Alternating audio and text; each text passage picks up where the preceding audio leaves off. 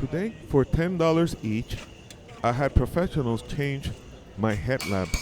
So that's the high beam. They know the proper handling That's the high of beam the over light there. bulb because you cannot Both touch the low them beams are out. uh, in the filament because it could ruin the light. So it was perfect. They did a great job, and they were singing the praises of the Sea Light H11 light bulb.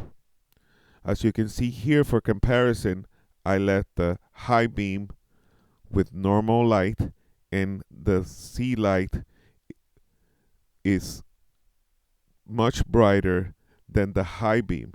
The high beam is burning at 2800 Kelvin, which is that yellowish hue that you see right there. I might not need to use my high beams ever again in this case. The Sea Light has a perfectly designed beam pattern and won't blind oncoming traffic, which makes it safer for you and for them.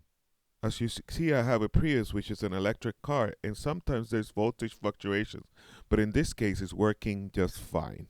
The scope arc is really sturdy, and it has a cooling system that permits it to last longer, preventing overheating of the light bulb and thus failing. That's why you see that big, large cylinder housing that is going to protect your light bulb from overheating.